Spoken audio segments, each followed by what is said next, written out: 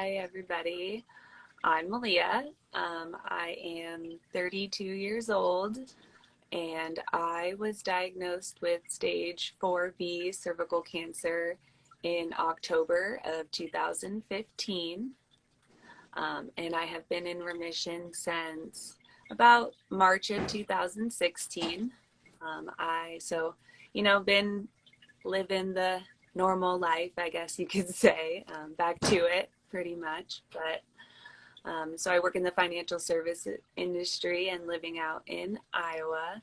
In my spare time, I like to go hiking, running, and hanging out with my dog.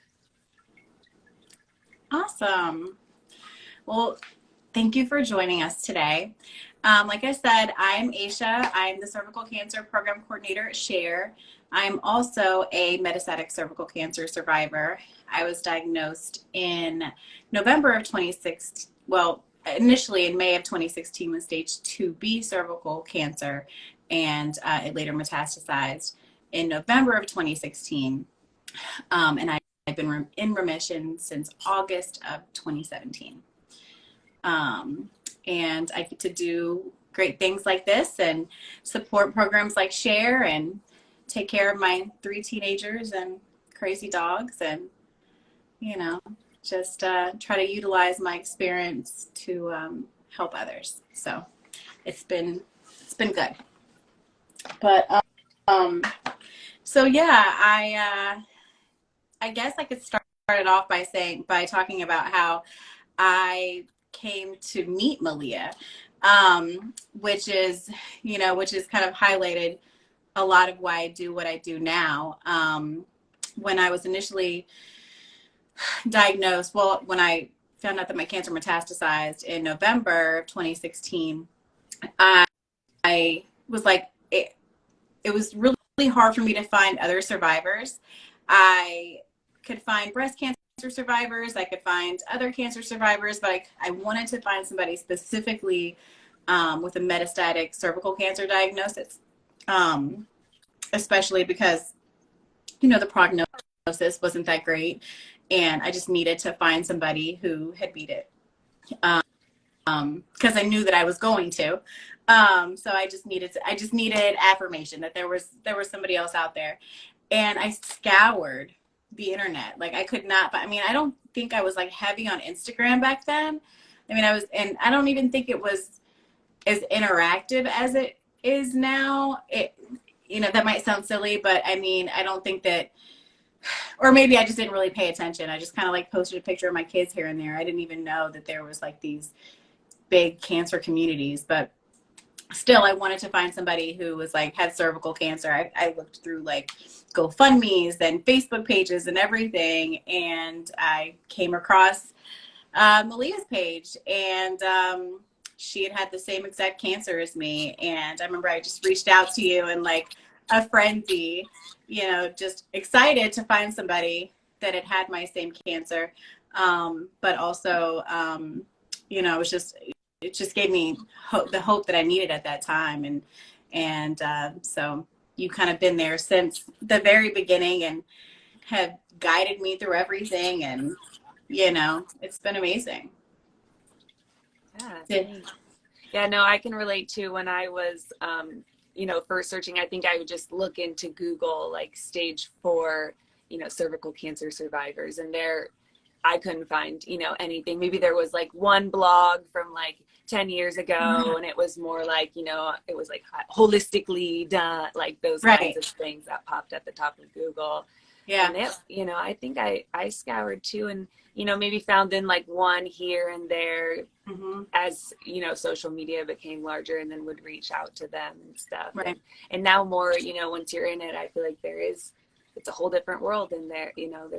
There's a lot of resources out there, and, to be involved in community, not just cervical cancer, but cancer in general. Yeah. I've seen a lot more over the years, just in regards to cervical cancer in general, just more research, more resources, more people talking about it. So it's been great. You found that you had kind of the same struggle trying to find other cervical cancer survivors? How did you find other survivors? kind of the same way? I think just I think searching, I would start to search hashtags when that Mhm. was a thing on Instagram, when people were all about hashtagging photos. Gotcha. So trying to search then, and just trying to look at people's photos as they tagged that, and then went and would try to follow them, and then Hmm. see if they'd reach out. I also would be pretty, I think back then, like right after I got more into photography and stuff, so posting my own stuff, and then had encourage people, I guess, to reach out to me as Yeah, well. yeah. So, Do you still get people to reach out to you?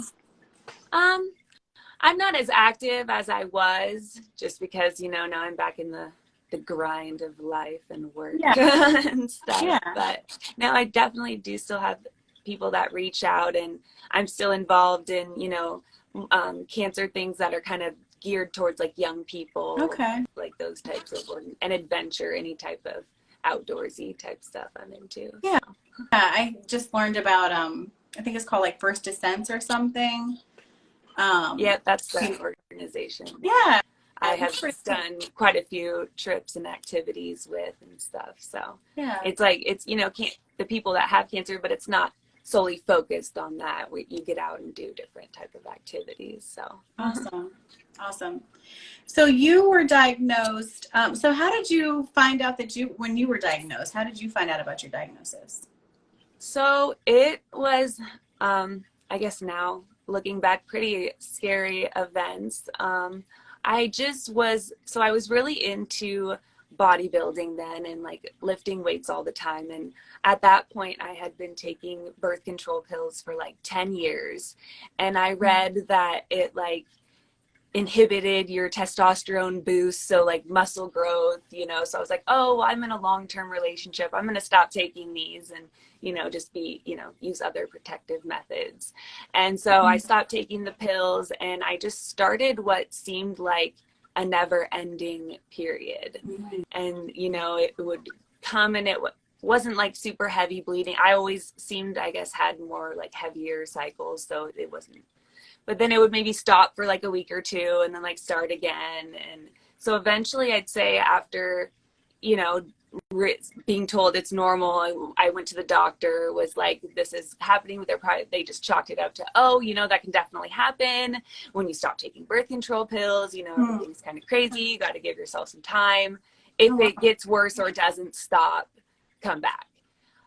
So about I'd say 2 months later from that day, one day, the bleeding just became very, very heavy. And it started to, you know, come out in large, large sums. And so I originally, just went back to the primary care doctor and told them what was going on. And, they're just having me sit there and kind of wait. And they're just like, I'm telling them, how many pads at this point that I'm going through. And they're like, okay, well, according to the statistic, the OBGYN society says if you're going through this many, you need to go to the hospital. Right. And they're like, you could just go to the slower one. It's like in our town that like you probably get right in. Like the So slower I went up there. hospital? Yep. So I went up to the hospital in the emergency room. And by the time the whole ordeal sitting there, I had baseball size clots uncontrollably coming out. It was all the floor. I was just like apologizing, that Oh like I my was just God. basically like bleeding everywhere. And it was very scary. And at this point, I didn't know what was, I never knew about these. I thought never had any issues, like I had my pap smear about a year and a half prior to that. And that was at the point where they're like, you can go 3 years in Hmm. between, no need to worry. Yeah. And so I was, in that boat. And um, And was your so by pap that smear time, normal? they're like, we need to transfer you to the hospital. Even then they didn't say cancer. I thought maybe I had like some fibroid. I Right. don't know. I never was not experienced. I was 25. So when that was happening, and eventually then they wheeled me to the hospital, took the ambulance to the other hospital, met with luckily they had a gynecological oncologist at the staff there at the time. And so they did all these tests, MRIs. As I'm still, bleeding, there wasn't anything that they could do at this point. I think I had 2 bags total of blood that I needed Oh my God. to bring back at that point. And so then they put the scan and said, well, it looks like you have something down here with it looks like the scan. So my cancer traveled through the lymph nodes along my spine up into my collarbones. So it didn't touch any of the organs, but went straight there and here. So they did the biopsy and basically realized, stage 4. So they had to pack me with stuff to stop the bleeding. And then then I started radiation therapy as soon as possible just to get the bleeding under control. I spent 14 days in the hospital before I was released at that point. Wow. And then, came home with a really tough regimen from there on. So, but yeah, so I'm the kind of person that kind of try to oh, it's not that bad. But looking back, it was pretty horrific. Yeah. Wow. So you just went in for bleeding and you ended up being there 14 days and finding out that you had a metastatic cervical cancer. Did they say that? Did they give you the diagnosis there? Did they know that that's they're eventually they're kind of well, they're you have cervical cancer, and they're since we did these tests and it's stage 4, and I knew that was bad. Of course, I didn't know exactly what that meant, but they never looked at me you have go arrange things for yourself or anything like that. They're they just were always very, you're young. They couldn't tell, I don't think they wanted to give the full statistics of things at that point, or never, because they're you don't fall into because you're young. These statistics are, people who are generally older who get this. Right. You can't really, who knows? They're we're just going to throw the kitchen sink at you, and if you can take it, let's go. Sure. I said, Right. what to do? Wow. Wow. So after you were in there, that's incredible. Gosh. So you were in there 14 days, and then after you got home, did you go into chemo after that? Yep. So I did 3 different chemo drugs, and so pretty much it would be a full day from the time the on-call, or the chemo clinic, I don't know if that's what you call it, open to when it closed, because I think they had to give me about a couple hours of Benadryl, steroids. Luckily for me, I just basically would sleep through the whole day. Yeah, me too. Just forget about it. But that was every 3 weeks, and so I did about 4 of those sessions, and then I also did 2 internal radiation therapies later. Okay. And then after that, that's when they did a scan in January, so about 4 months later, and I was in remission at that point. They said that they didn't see the cancer any longer at that point, but they're 3 months we're going to go ahead and finish the chemo, and then they're what is the other options that we can do, which was optional. So they're radiation's another. So even in remission, I did an additional, after that, 28 beam external radiation therapies to my pelvis.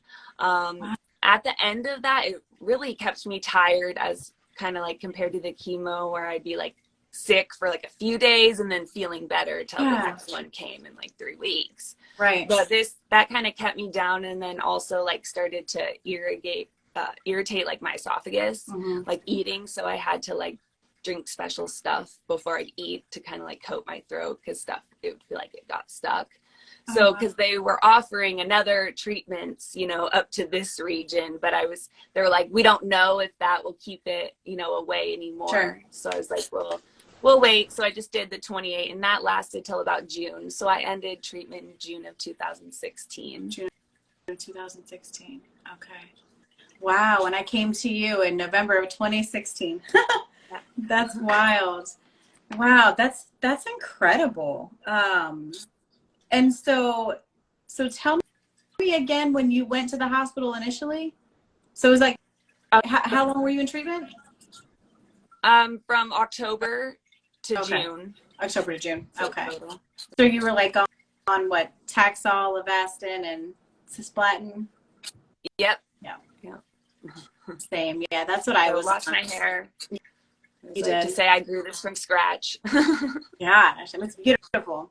I've had a lot of trouble growing my hair. It's I don't know. It's just it's when I before I had cancer, my hair was like so long and thick, and now it's just like, I don't know, just super thin, and I've just got it needs a lot of TLC, which is kind of frustrating. Menopause. I Yeah, mean, exactly.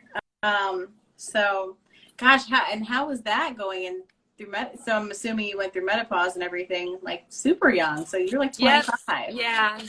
25. Yep. I never, regained any period, any of Yeah. that. So, that, it's still that even I still have questions to this day. Uh-huh. I don't think a lot of times when you're like doctors know how to, they don't Yeah. talk about that subject with me like at Right. all, because I don't know, how I don't know if it affects younger people versus that differently, because I have a Yeah. lot of questions. Those tend to be the things that worry me now. Mm-hmm. Of course, still worried about the right before my yearly, so I still do yearly Okay. scans, even now, and they basically said that we'll continue to do yearly scans until my insurance company says no more. And then Mm-hmm. they don't want me to have to sell a kidney to get a scan. Sure. So, Right. Yeah. so we'll keep doing that.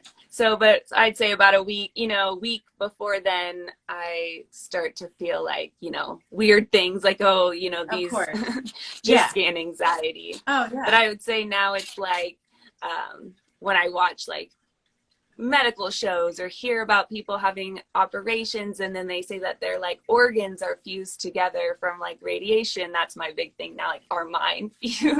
Oh, Can you right. tell that beforehand, like Yeah. Exactly. could you pick that up on a scan? I don't want to find out later. Or just like with Mm-hmm. bone health, they don't talk to me a lot about that, so I'd like to get like a scan because I'm a runner. Mm-hmm. I'd hate to find out when I fall and break a hip that I my know. bones are good. So Right. lots of things to worry about now. Yeah, exactly. I mean, the conversations are changing. I mean, I've noticed that too. It's like because you go into like you have so much anxiety going into all of your appointments with your scans. And so you don't think I don't think to ask all these questions. And then you kind of start to get settled in your life. And then you're like, okay, well, I guess I'm okay. So like now, what about all these other things? And like, are my hormones acting crazy? Is this menopause symptoms? Like, so it's just a Yeah. lot of different things and you don't know what's what. I mean, and then but I'm still like, I think everything is cancer. I mean, I had an earache last week, and of course, I'm like, I can't even just have like a random ear infection. I have to attest everything to like, I'm like Googling ear infection cancer instead of like, maybe I just have an ear infection. Yeah, no. I always worry, like, if I am getting sick, like, is my immune system low? Because Mm-hmm. I feel like being a cancer that was HPV related, they always say, like, it comes when the immune system's low. Mm, So that's one thing I'm always like, right, exactly. I had a I had a shingles outbreak last year, so that was like the Wow. first time ever, Yeah, and it was like horrible. And then I know that that's one of the reasons. So I'm like, oh no, like making sure my scan's good and everything. exactly. Exactly. Have you had trouble getting with your oncologist getting scans every year? No, No. not too bad. I'd say that everything has been, haven't got denied or anything Okay. as far as that goes, and they're pretty good about requesting them. We switch off now between like a PET scan and its CT scan, Oh, but that's I good. do know people that don't have. But I guess since the um, far staging, they feel more Yeah. comfortable. Do you still get yearly scans as Well, well, or? yeah, it's just ironic because I was just having this, just kind of having trouble recently because I'm my oncologist that I've had the whole time through my diagnosis and post-diagnosis, she actually moved hospitals. And so now I kind of got like moved around a little bit. And then the oncologist they assigned me to was like, she's like, you're 5 years out, so I don't really feel the need to scan you anymore. And I'm like, I would like to still keep getting Yeah, scanned. I feel like since my doctors know me, that's what they're like. You're, type A anxiety, like, Uh-huh. like the Yeah. want, like, need to have a scan on a certain day because can't wait like all the Oh, weekend to get the exactly. Yeah. results because I Never just give me been a scan on sitting like Friday. frozen, like the whole weekend. So I feel like that definitely has helped. But I know what it's like. My radiologist and the gynecological oncologist that I had at the hospital also left, and that's a huge thing. They said that they won't even be able to fill that position at the hospital for like years to come. Oh, wow. And so that shows you how little those types of doctors that there are out Oh, there. I know. I know. It's super rare apparently. I didn't even know that. Yeah, I have had it. I was just super stressed about it this week, and then a doctor that I just happened to know was like, the doctors work for you. You have to advocate for what you want. Like this, like Lisa Meta Thriver just said, you have to be your own advocate. Absolutely. And that's what she was saying as a doctor. She's like, they will do what you want them to do. She was like, within reason, obviously, like if they can't, if their schedule is full of like newly diagnosed people that they need to prioritize, they can still delegate it to somebody else that you need a scan or you want to scan. So she was like, just keep on them, and somebody will see you. And so that's what I did. And, I finally got an appointment because I got my last scan in May. And so I want to have my other scan in May. Because now I have this whole thing about May because my birthday's in May. So I'm like, I want to have my scan before my birthday. Um, but so yeah, I mean, I would like to always get scanned every year if I can. Yeah, Um, definitely. I would say I haven't had problems yet. My next one should be coming. I believe it's April. So April. fingers crossed. Yeah, I'm sure it'll be good. Gosh, yeah, it's like, it's a good problem to have that, they Yeah. want to kind of cut the cord, but I'm just, especially with, I think my thing is, with my diagnosis, when I was diagnosed in May of 2016, and kind of similar thing. I had some bleeding after sex, and then I had some like back pain and just kind of some other irregularities, and it was kind of blown off. I mean, I was excuse me, it was kind of blown off as like maybe like an STI or something along those lines. And I had to keep going back to the doctor like 3 times to finally get seen, and then biopsied and everything. I went into treatment really quickly. I just did the first time I did 25 external radiation treatments, and then 5 brachytherapy treatments, and then I just did this cisplatin. And so that was like from May to August. And then when I went for my follow-up in November, that's when I found out that my cancer had metastasized to my lungs and liver. And so I'm just like, how did this even happen? I'm under the doctor's care, I'm getting treatment, and my cancer was like spreading the entire time. But they were only scanning me from the waist down. So they didn't see that my cancer was spreading to my lungs and liver. And so I'm like extra sensitive.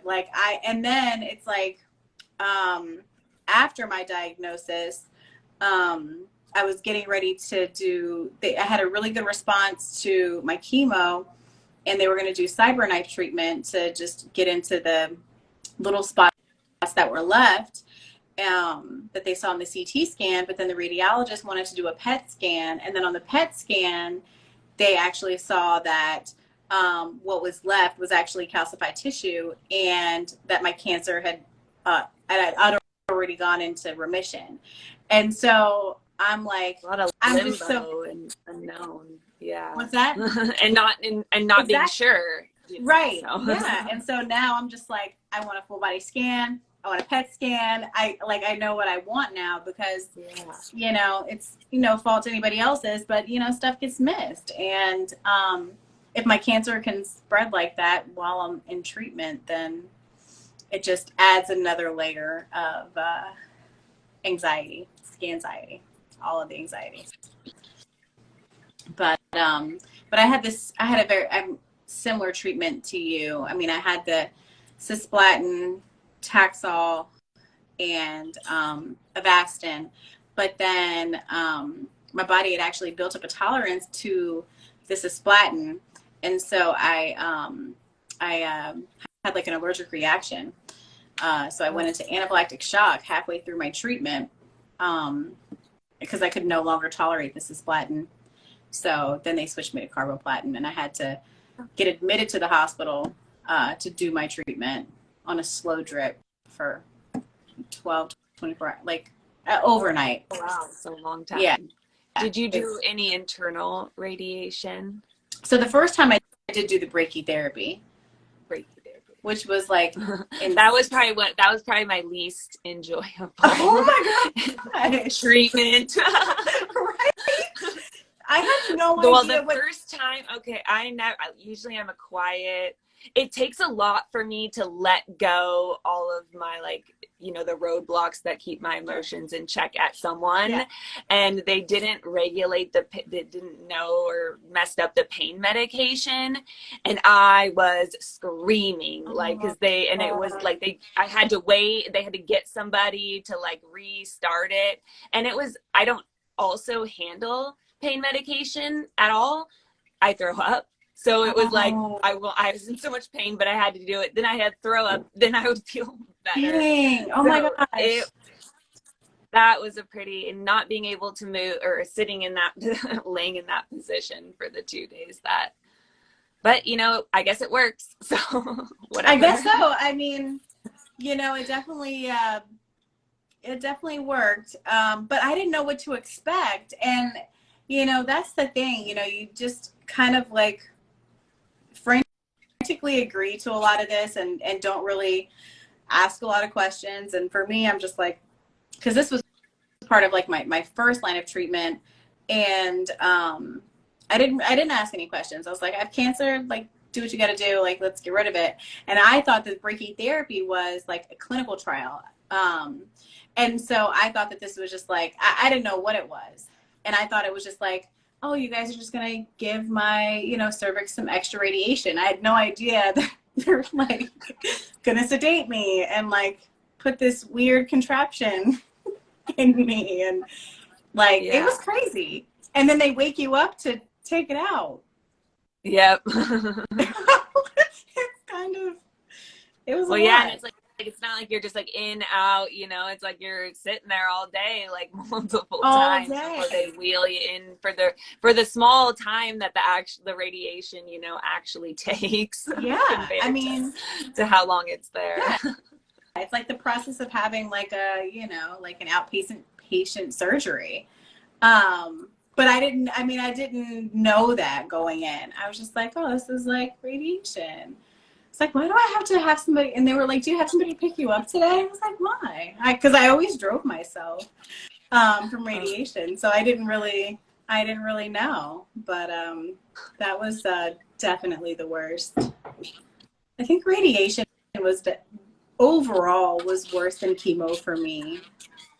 Yeah. It just keeps you down and makes you like stay down versus like a quick intense sickness, you know, that you can bounce back from. Exactly. I mean, because you know, I mean, I'm a single mother, and I was a single mom. I've always been a single mom, but you know, when I was going through treatment, I mean, I didn't have like the option for anybody to pick my kids up or anybody to help out or whatever. And so, I mean, I drove myself to treatment every day, and I navigated just fine. But when it was like radiation days, like I'd have to pull over and like, throw up, or, you know, I was like, it was awful. But whereas when I was doing 3 different types of chemo, I went to work every day. I didn't feel great, but I was still able to manage the side effects and able to manage everything a little better than I was when I was on radiation. Just like wipes you out, and just like nothing really worked for the side effects for me. Yeah, no, nothing too much worked for me. Like the Zofran, like any of the nausea medications or anything, they didn't Yeah. And then I always found that like everything that they would give me for the side effects had its own set of side effects. You know, like the Zofran would make me like constipated, and then it was just like I was like, dude, I just don't want to take anything else. I just drank some like ginger tea, or just like I tried to take other things, like, you know, just do natural stuff, natural um, remedies to help, so I didn't have to keep taking all the medicine. Yeah, definitely. Goodness I would gracious. say, with you, being that you already had children, when you were diagnosed, did they talk to you at all about fertility saving measures? That's a great question. You I know, would say, I know for me that it was like a quick and like very sensitive thing that I like was like, I like shut it down, because I knew they were like, it was like, I don't know a lot of things, and they're like, I'm like, don't get my hopes up for something, because it's probably not gonna, you know, because they were like, maybe you could go and freeze your egg, but like, you also need to start this treatment, you know, like now. So I was like, if it's not gonna happen, don't talk. oh my Like, I don't, you know, gosh.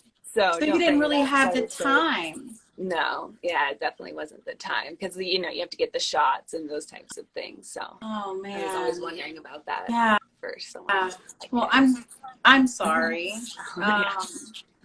And it, you know, was really similar with me. I mean, he was like kind of dismissive about it.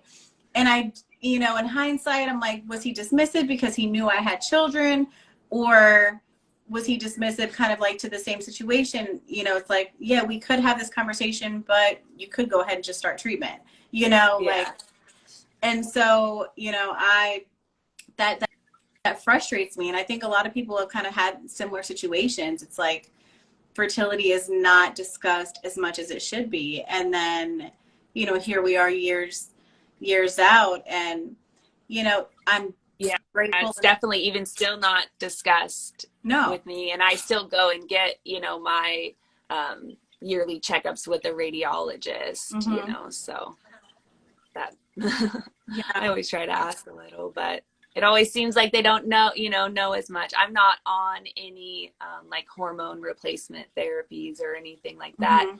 And I always, you know what, because I see people that do say that they are, and I don't know. And they're just like, well, if you don't have any problems. And I'm like, well, I don't know if I just tend to get used to things, you know. Well, Like, you know, it's I tend to interesting. just like, this is the new normal. I don't know if it's. That's, you know, that's exactly what I said. You know, the last Instagram live we had with Sophie, she's really big on like hormone replacement therapy. And, you know, she was saying, I was asking her how she kind of got into it, and she was talking about kind of how she was feeling. And it was, I mean, it was stuff that I feel like on a daily basis. You know, she's just like, I was like extra frustrated with my kids, or I was, you know, extra, you know, emotional. And I was like, I feel like this every day, you know? And I was like, but Yeah. then but because you feel like this is normal. But then she's like, you know, a lot of this stuff can be attested to like menopause and can be balanced with like hormone replacement therapy. And I just had no idea. And so I've been thinking about it so much ever since we had our conversation. I'm just like, huh, maybe I am like extra short tempered than I might, you know, and maybe I would have been had it not been for menopause. You know, maybe, you know, that show wasn't that sad. Why am I crying about this? You know what I'm saying? Like, so it's like maybe a lot of things can be attested to menopause. And so that's going to be one of the topics that I want to discuss with my oncologist when I see them in March, about that, because I mean, I don't know. And in terms of like, I mean, I don't know if it can, in your case, like, and I feel badly because you're so young. I mean, I don't know if you wanted to have children, or like kind of how, what that process is for you. But I mean, I'm resolved. I'm about to be 40, but I would say I had My mom was 36 when she had me and 40 when she had my brother. So I Okay. always just kind of like thought, oh, you know, it's something, Just not later. something that I ever really, you know, thought about wanting, you Yeah. know, but always thought something that I would do. So I would say, as compared, it still is a triggering subject just because I have a lot of just, I think, not following what life's plan is supposed to Sure. be, you know, in Yeah. that regard. But Yeah. it hasn't been you know, extremely crushing. Like I'd imagine you know, people who really yearn to be mothers all the time, because I do see those people just, you know, in different fertility journeys in general. Absolutely. Absolutely. And it just further highlights like how important it is to have these conversations. I mean, even if, you know, the diagnosis is dire and it's imperative that we get into treatment immediately, it's got to be a conversation, because I think that every case should be looked at as curative, because if you know, we're stage 4, right? And here we are, and what our prognosis was 17% 5-year survival, and here we are. Every case should be looked at as curative, and instead of like, well, let's just focus on beating the cancer first. Well, then we beat the cancer, and then we're like, what are you left with? Exactly. You know, what we be left with. Exactly. Like, granted, you know, I'm grateful that I had kids, but I mean, I honestly did want to have another kid one day, because I had my kids really young. I was like 21, and you know, I was like, they weren't planned. Even I had them back to back, but I was like, you know, one day I'm gonna, you know, find a great man and be in love, and I want to have like a planned child. And yeah, I would say it's hard to have those types of conversations now, being that I am been single for about a year and a half now. So I had a long-term partner, you know, through my cancer and everything, and we have recently, you know, just split. So now I feel like that is, for me, it's almost harder now. I wasn't used to any of that. So now it's like I'm almost past that. But the fact that now, if I want to open that, it's almost like taking me back there, because I have to learn how to have these conversations. And I used to think I was this person that was like an open book. Sure. But I'm realizing that I don't want to talk, especially in regards to sex and, you know, with someone like a potential partner, or, you know, it seems a lot more like a medical procedure now than like a fun, you know, lack of spontaneous, you know, can't be spontaneous. That's no, I would say. Right. Not at all, you know, and especially like, you know, don't get me into like, you know, if you haven't used your dilators, and then like the pelvic floor stuff, and like all the, you know, it's like, because I've been single like years. I mean, I don't know. I don't even know anymore. I've like 5 years. I mean, my boyfriend and I broke up during my diagnosis, and it was literally because he was like, oh, you can't have children. And so he was just kind of like, you know, I'm just not gonna, I don't want to lead you to believe that I'm gonna be here for this. But he wanted to have his own kids. And so it is what it is. But yeah, so I haven't had a relationship. Sorry? You're better off now. Oh, totally. You know, totally. But yeah, I mean, I haven't had a relationship with anybody, and I've just kind of been focused on, you know, my children and stuff. But, you know, a couple of years, I'm going to be 40. My kids are all graduating. I'm like, I guess that's going to be my time. But I'm just kind of nervous like you. It's like, you know, just having these conversations. It's like you have to get this, like, medical disclosure and kind of like, just so you know, like, it's just weird. And then you get into, you know, if you get with, you know, if you start dating somebody who hasn't had children and wants to have kids, and you have to like disclose to them that you can't do that. And so, but I'm more of the kind of like that'd be something for me, like that I'd put on my dating profile. Like I'm laying it out there for you, like ahead of time, like just so you know, you don't have to. That's so I don't want, you know, like a heartbreaking conversation, set myself up for something, you know, like true. That. No, I found like it's been, you know, hard, even because I hear people who don't have any issues say dating's hard, and I'm like, great. Right, exactly. And I thought originally that maybe like talking to other cancer survivors, but every cancer is so different that I thought that they would automatically know like all of my issues, Yeah. like, and Yeah. that would just be kind of like understanding. But every cancer is different, It and is. since males don't suffer from cervical cancer, Right. they definitely don't, even if they've gone through their own journey, don't necessarily know all the issues that we still No, suffer from. they don't. They don't get it. No, Yeah. nobody really does. No. Um, have you been dating? Like, have you, or are you just kind of like not really prioritizing that? No, yeah, I think went started a little bit, but then just get to kind of, overwhelmed about not knowing, how to broach the subject. And Mm-hmm. then I'm just like, at this point, I'm like, being, when I was 25, I always felt like a little behind my peers as far as like work and stuff like that. So I was like, I'm just gonna, focus hard on that stuff. And then, once I feel accomplished in that, maybe Mm-hmm. move on, Yeah. I don't feel lonely. So Yeah. I I got my know. dog.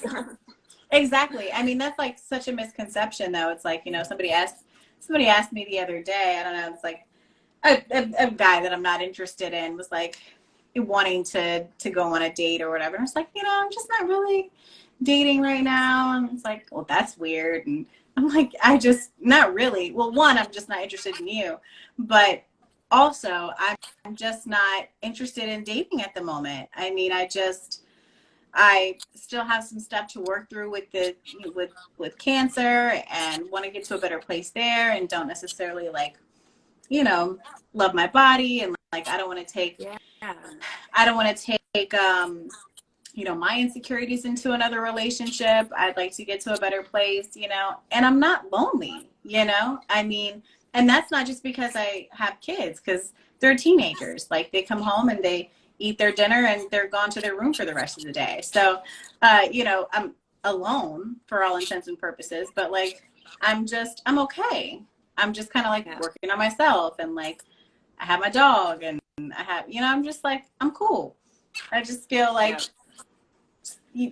people kind of get into relationships just to be in relationships, and I just want something different, especially after all we've been through. It's like you know just want It's something just more. all, I feel like, new. I feel like any of the tactics that like I used in the past to meet people, I mean, they were going out, having a Yeah. good time, meeting people that way, and like spontaneous, like, Mm-hmm. or I definitely can't be any like hookups or anything Right. like that. Exactly. Right. So it's all gonna be like a conversation. Yeah, it's all a So conversation, and it's like, when you want to, you'll get there, yep. or when it's time, it'll be, um and that's kind of what I'm okay with that. I just I don't particularly want to like go out and like, but then I'm like, how am I going to meet anybody? I mean, I guess it's going to be like Trader Joe's or like, Yeah. at my kids' football game. I don't know, but it'll happen when it's supposed to happen. But you know, Yeah, I get, of course there's those times when like everyone, all my friends my age are at the point where they're married and now they're having kids. So that's definitely a new thing to start for me to navigate. yeah, And sometimes that, I mean, I still have the triggers sure, even now, just certain hmm things, sometimes, but I show up as much as I can and, yeah, they accept me for it. So I figure yeah, it will all come yeah, in time. So absolutely, absolutely. Gosh, I forgot we had like questions and stuff. Like, we've just been like talking. I feel like some Um, of them maybe we answered yeah, while we were yeah, that's true. talking. Yeah, we definitely talked about dating. Um, and so it says, will you ever talk about HPV? That was submitted while we were talking. Um, I think talking about HPV is super important.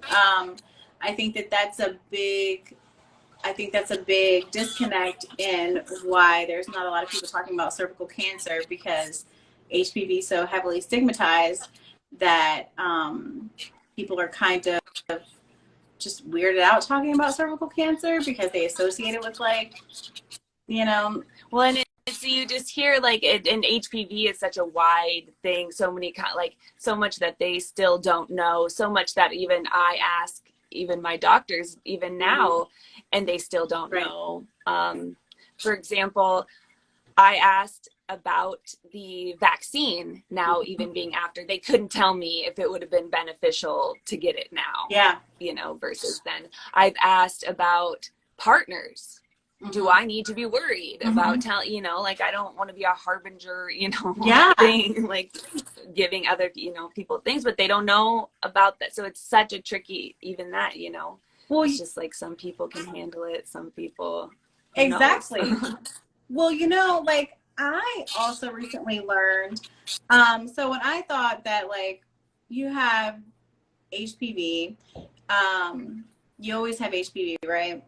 Well, I thought that, I mean, because some HPV clears up on its own, right? But then there's the HPV that causes cervical cancer. There's the HPV that, you know, causes different things. But so I just thought I'm always going to have it. But then, because I remember I don't remember if it was my first oncologist or my second oncologist was like, you don't really need to keep getting pap smears because you have HPV. You're always going to have HPV. And I was like, okay.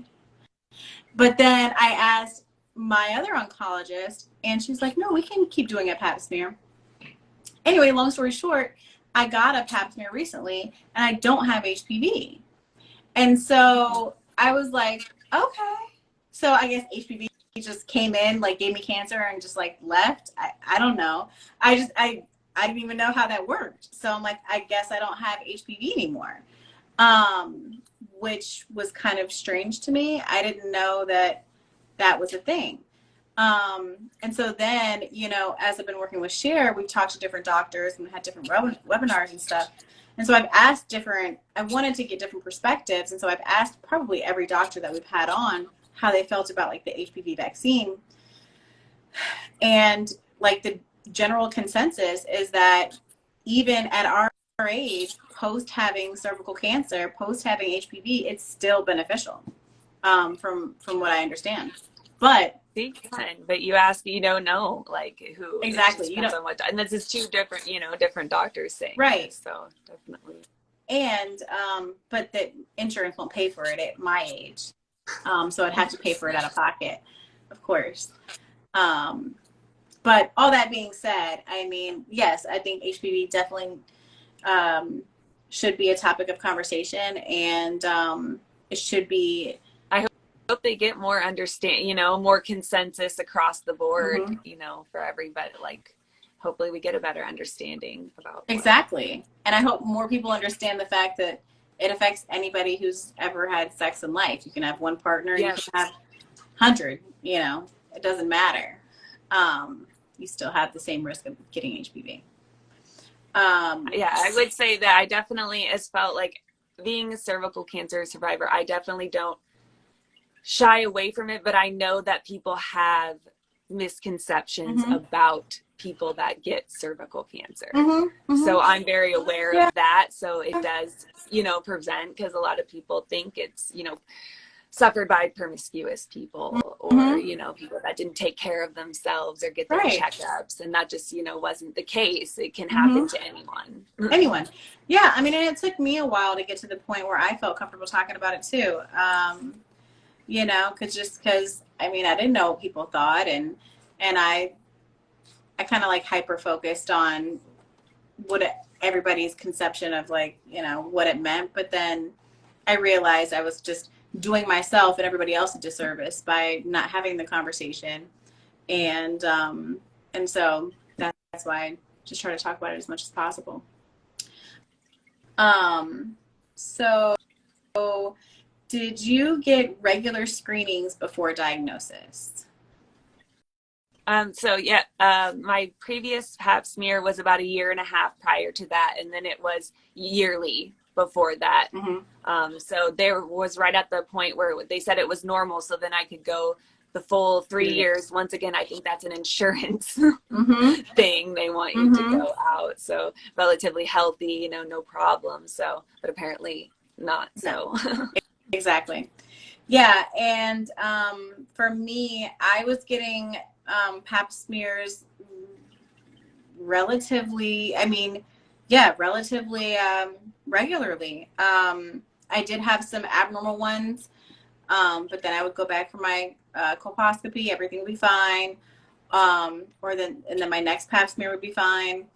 There was never anything to the extent that, you know, your pap smear is this abnormal. We need to, you know, assess you for cervical cancer. I had a normal pap smear in August of 2015. And then by May of 2016, I had a cervical cancer. So, yeah, mine were normal as well. yeah. So, Um, So, how did you find support during your diagnosis? I would say, you know, just by looking, you know, searching, like once we could, trying to search for anybody else that had been in previous situations, which kind of just opened everything up. I did ask you know, I think they kind of offered things. Being young, they probably like offered more, like, do you want to be involved with this kind of stuff? Sure. And so I did that. I would say, you know, just friends, you know, everyone was, I was really always open, I guess. I never, some people are more private, but I always let everybody kind of know, you know, that I felt like it was something that I couldn't hide very well, nor did I want to have to try to add that extra, like, you know, I'm fine kind of thing Yeah. when I had no hair and Right.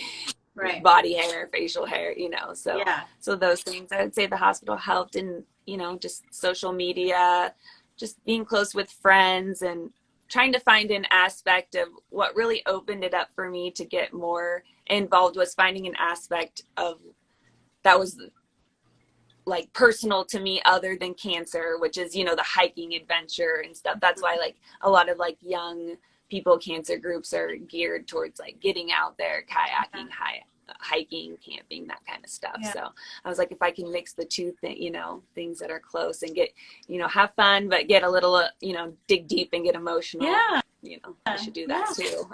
Absolutely. Yeah. I you know, I didn't have like a ton of support during my diagnosis.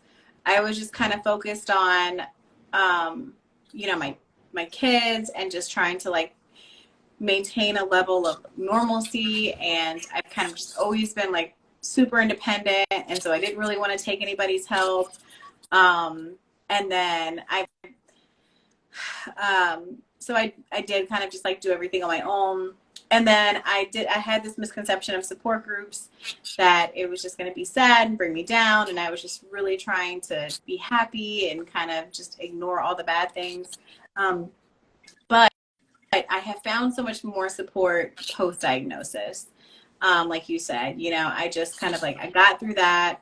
And then, you know, I mean, it's come in waves. Like, you know, at first, like I was just trying to adjust to normal life. And then I was like, I want to volunteer for all the things. I want to do all the things. And then I was like, wait, I don't really want to talk about cancer all the time. It's triggering.